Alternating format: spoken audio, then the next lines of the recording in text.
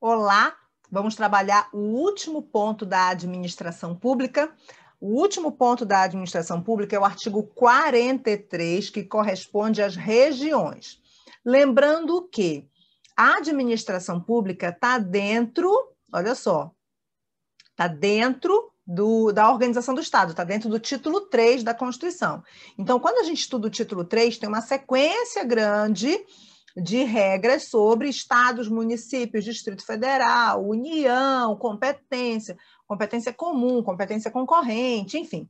E aí, quando nós chegamos no capítulo 7 do título 3, a gente tem a administração pública, uma sequência de administração pública, e eu estou nessa sequência, né? Eu estou no final dessa sequência, mas, na verdade, essa última, certo? Que é o artigo 43, ela mais se refere lá àquela primeira parte de organização do Estado do que quanto à estrutura mesmo da administração, de servidores, etc. Mas a gente junta esse bloco, esse assunto, nessa sequência da administração pública, tá bom?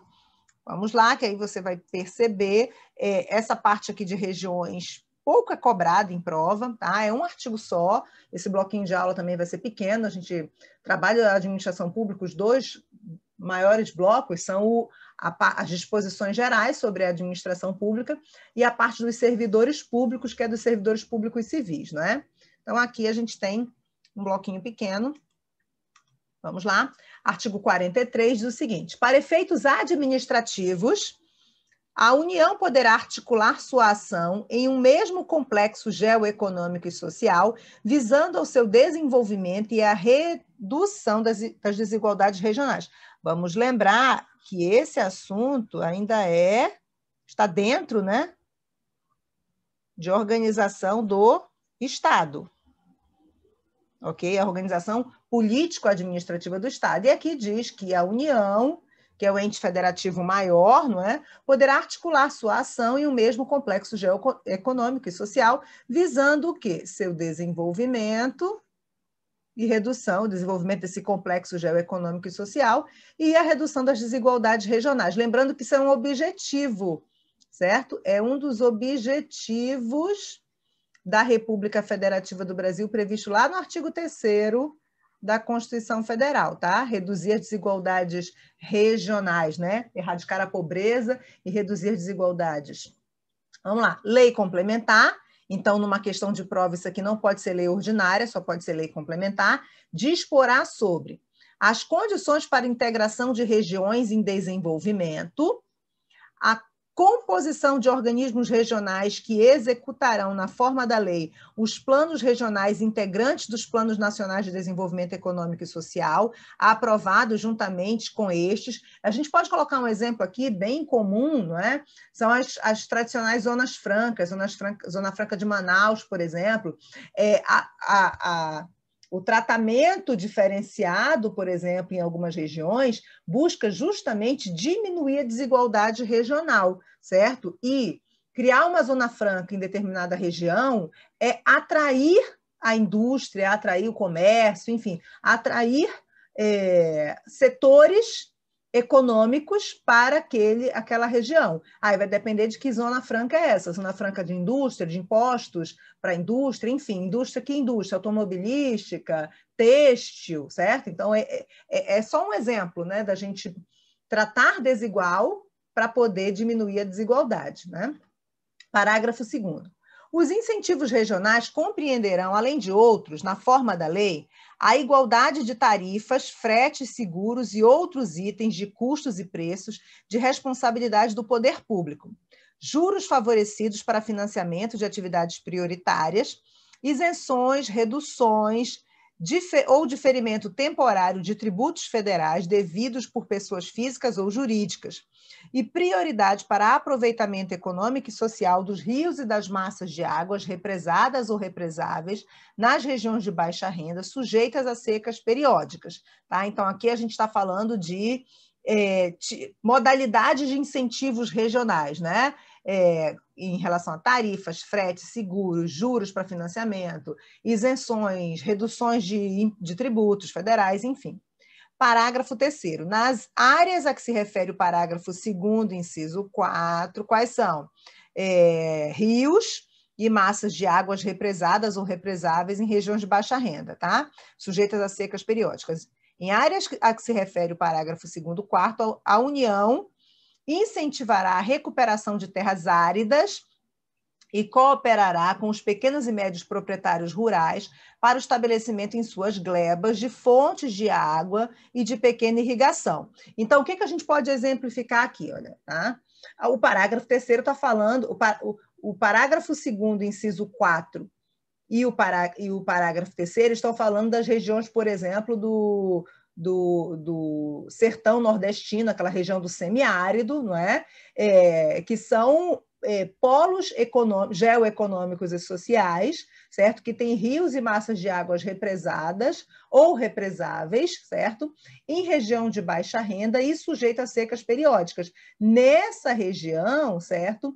É necessário que a União interfira e interfira financeiramente para recuperar essas áreas, essas terras áridas ou semiáridas e cooperar com aqueles pequenos produtores, pequenos e médios produtores, que são aqueles que não têm autonomia financeira para poder ter seu próprio açude, seus próprios poços, e eles são, aquele regime de economia familiar, eles contribuem muito para a economia.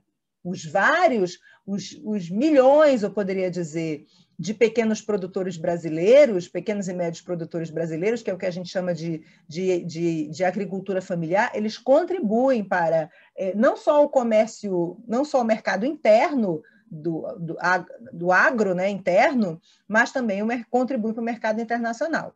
Agora, o que a gente pode também colocar como exemplo? Só para eu exemplificar aqui, quando você fala de isenções, muitas indústrias, inclusive quando a Ford, né, que ela saiu, né, daquela região da Bahia, Camaçari, quando a Ford ou outras montadoras se instalam aqui no Brasil, muitas delas se instalam em regiões que ofereceram incentivos fiscais, isenções de tributos, ok? Neste caso aqui, a gente está falando de tributos federais, mas há também nas constituições estaduais e legislações estaduais a possibilidade do Estado, certo, dar algum estímulo. A gente pode colocar exemplo da Vale do Rio Doce, no estado do Pará, que ela tem incentivos, inclusive na questão do consumo de energia elétrica lá, que eu acho bem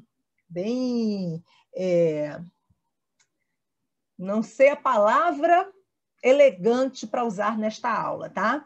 Como é que eu vou, mas eu vou fazer a pergunta para você, para que eu vou estimular uma mineradora a ficar no meu estado, se no meu estado é que tem minério?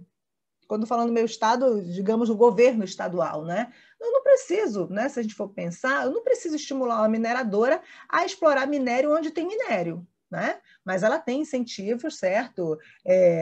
Na questão do consumo de energia elétrica e outros incentivos. E a ideia é essa, gerar emprego e renda, se instalar ali, certo? Gerar produção de riqueza ali, naquela região. Se a gente fala de uma montadora, é diferente. A montadora, em tese, pode ficar em qualquer lugar. O ideal para ela é que tenha local de escoamento da produção. Então, geralmente, quando você faz esses estímulos, os estados fazem esses estímulos, eles também criam uma infraestrutura para essa montadora, por exemplo, escoar a produção. Então, uma rodovia, né, constrói uma rodovia estadual para ligar uma rodovia federal, ou melhor, ali, uma rodovia estadual que já existe, ou então a montadora já fica na beira bem perto de uma rodovia federal, não é? A questão, por exemplo, dos juros favorecidos para financiamento de atividades prioritárias, a gente tem o BNDES, a gente tem o Banco da Amazônia, a gente tem o Banco do Nordeste, Banco do Brasil, que são as instituições, a própria Caixa Econômica, que são as instituições financeiras públicas, não é? Que têm os seus projetos, o Banco do Nordeste e o Banco da Amazônia, eles têm uns produtos específicos com juros favorecidos, com juros menores, para algumas atividades, o FNO rural, o FNO industrial, justamente para estimular alguns setores da economia. Ok? E qual é o objetivo desse artigo? E esse artigo é pequeno mesmo. É promover o crescimento, certo, socioeconômico de do Brasil inteiro, das regiões inteiras, né, todas, regiões inteiras não, todas as regiões, buscando reduzir, desenvolver e reduzir as desigualdades regionais, ok? É só esse artigo mesmo, o artigo 47, a gente fecha o nosso estudo de administração pública, lembrando que a administração pública, que é o capítulo 7 do título 3 da Constituição, vai do artigo 37 até o artigo 43, passando por disposições gerais da administração pública, passando por servidores públicos civis, servidores públicos militares e esse último ponto que são as regiões. Ok? Clica no próximo vídeo que tem questões de prova anterior para você resolver, tá bom? Clica aí.